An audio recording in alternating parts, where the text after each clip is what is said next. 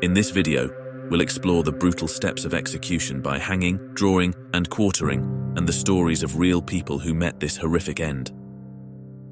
In the 14th century, the Kingdom of England introduced a punishment that epitomized the absolute power of the monarchy over life and death: to be hanged, drawn, and quartered. This wasn't just an execution, but a public warning for those committing the ultimate betrayal: high treason. The law said traitors had to be dragged to the execution site, hanged nearly to death, mutilated, and their remains displayed to remind everyone of the crown's power.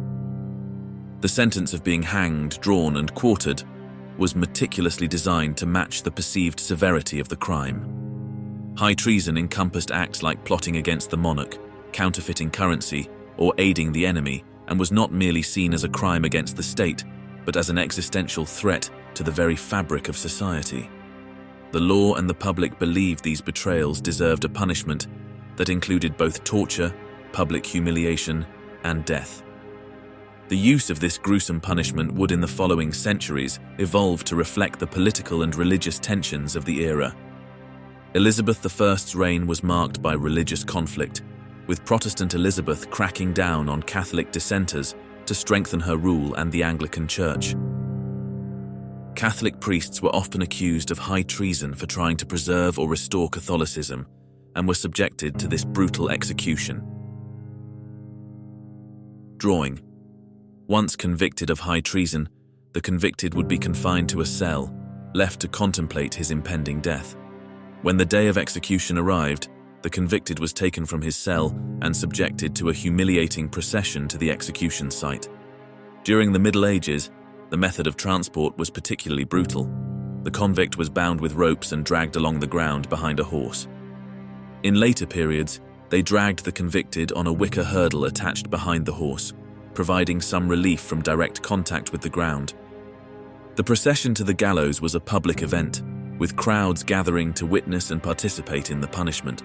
Onlookers, driven by a mix of anger and morbid curiosity, would hurl insults, spit and throw rotten food and waste at the convicted. Among the crowd, there were often religious figures who saw these moments as opportunities for spiritual intervention. They would walk along the condemned, urging repentance and offering solace through prayer and absolution. There is a story about the Puritan clergyman William Perkins, who often accompanied condemned prisoners to their executions. In the story, a young man, climbing the ladder to the gallows, showed an unusual heaviness and despair. Seeing this, Master Perkins tried to cheer him up. However, finding him still in great distress, Perkins asked, "What is the matter with you? Are you afraid of death?" The man replied, shaking his head, "No, but I am afraid of something worse." Perkins then said, "Come down again, and you will see what God's grace can do to strengthen you." Perkins had him come down and prayed with him, confessing sins and emphasizing their severity. The prayer moved the man to tears, and Perkins then comforted him with the hope of Jesus' mercy.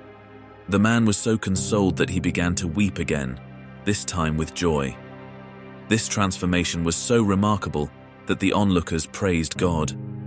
The prisoner, now comforted and peaceful, climbed the ladder again and faced his execution with patience and cheerfulness, as if he saw himself already delivered from hell and welcomed into heaven. These instances reveal the nature of the execution process, where physical torment and spiritual salvation were intertwined, reflecting the era's relationship between authority, religion, and justice. At the gallows.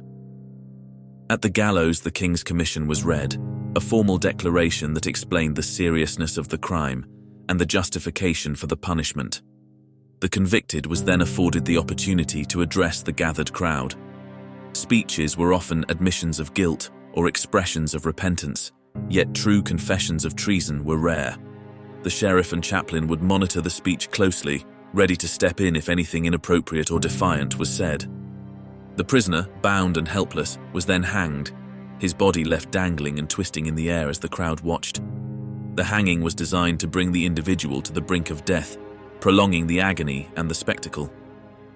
Sometimes this hanging led to premature death, as was the case for the Catholic priest John Payne in 1582, when sympathizers in the crowd pulled at his legs during the hanging, ensuring he would die swiftly and be spared the agony of being quartered. Disembowelment. The convicted, barely alive from the hanging, was cut down in a state of semi-consciousness, only to face an even more gruesome fate. He would then be taken to be disemboweled and emasculated. The executioner would commence the disembowelment by making a deep incision across the stomach. As the crowd watched in a mix of horror and fascination, he would remove the intestines, displaying them to the onlookers before throwing them on a fire. The act of emasculation followed. If the convicted was still conscious at this point, he would be able to see his genitals cut off and thrown on the fire together with his intestines. The practice of disemboweling the body may have originated in the medieval belief that treasonable thoughts resided in the heart, bowels, and intestines. It was thought that these parts, being the origin of betrayal, had to be purged by fire, extracted and burnt to ashes, then scattered, to symbolically eradicate the traitor's thoughts and deeds. After this, the heart would be cut out from the chest and the body decapitated. Historical records provide a glimpse into these moments. In 1591, Edmund Gennings, another Catholic priest, was asked at the gallows to confess to treason by the priest-hunter Richard Topcliffe. Gennings responded, quote, "If to say mass be treason, I confess to have done it, and glory in it." Topcliffe, enraged, barely allowed him to recite the Lord's Prayer before instructing him to be pushed off the ladder. Right after Jennings was hanged, the executioners quickly cut the rope, bringing him down before he could die. Gasping for breath, Jennings managed to stand on shaky legs. The hangman tripped him to make him fall to the ground. Without hesitation, the hangman then brutally cut off Jennings' genitalia and proceeded to disembowel him. Through this torment, Jennings desperately called out to St. Gregory, his patron saint. The hangman was shocked that Jennings was able to speak and exclaimed, quote, "God's wounds, his heart is in my hand, and yet Gregory is in his mouth." This demonstrated Jennings' extraordinary faith and resilience even in the face of extreme suffering. The regicide Major General Thomas Harrison is said to have leaned over and hit his executioner during his disembowelment. The diarist Samuel Pepys was there that day and witnessed the execution and wrote, "I went out to Charing Cross to see Major General Harrison hanged, drawn and quartered, which was done there, he looking as cheerful as any man could do in that condition. He was presently cut down, and his head and heart shown to the people, at which there was great shouts of joy. It is said that he was sure to come shortly at the right hand of Christ to judge them that now had judged him, and that his wife do expect his coming again." Quartering. After all this, the body was cut into 4 pieces or quartered, completing the execution. These remains would then be boiled with salt and cumin. The salt was to prevent the decomposition of the flesh, and the cumin was to prevent birds from pecking at the remains, enabling the parts to be put on public display for longer. These preserved body parts were often displayed in locations significant to the accused, often at the place where the traitor had found support, a practice that turned the execution into a prolonged statement of warning to others. The head would be bound in iron to prevent disintegration and put on a spike and displayed at London Bridge. Archbishop Oliver Plunkett, caught in the tumultuous religious conflicts of his time, faced charges of high treason in June 1681, accused of promoting the Roman faith.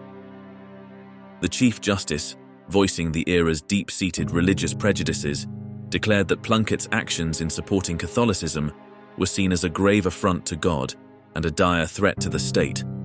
Despite numerous appeals for clemency, the political climate of the time sealed Plunkett's fate. King Charles II of England, rumoured to secretly be a Catholic, found himself cornered by the political ramifications of the case. Even international interventions like the plea from King Louis XIV of France could not sway King Charles, who privately acknowledged Plunkett's innocence but felt powerless to avert his execution. Similarly, Lord Essex, whose actions had contributed to Plunkett's conviction, attempted a late intervention, only to be told by the king in fury, quote, "His blood be on your head. You could have saved him but would not. I would save him and dare not." On July 1st, 1681, Plunkett was led to the execution grounds at Tyburn and subjected to the horrific fate of being hanged, drawn, and quartered, becoming the last Catholic martyr to die in England. His executioner was bribed so that his body parts could be preserved. Initially buried in 2 tin boxes beside 5 other Jesuits, his remains were later exhumed and transported across Europe in a journey from condemnation to veneration. Parts of his body were distributed to places of honor, reflecting his transition from a figure of controversy to one of reverence. His head, after a sojourn in Rome, was eventually enshrined in St. Peter's Church, Drogheda, Ireland, where it remains today, a relic of a turbulent past and a symbol of faith and martyrdom. The gruesome practice of hanging, drawing, and quartering was designed to prolong suffering, turning the execution into a macabre art where the goal was to keep the condemned alive for as long as conceivable. This punishment was reserved exclusively for those deemed most treacherous, reinforcing the notion that such severe retribution was warranted. It served not only as a brutal reprisal, but also as a stark deterrent, cautioning others against betraying the monarch's trust. Thank you for tuning into this episode. I hope you liked it. If you like our content, please subscribe, leave a comment, and share your thoughts on topics you're interested in for future videos. Thanks for watching.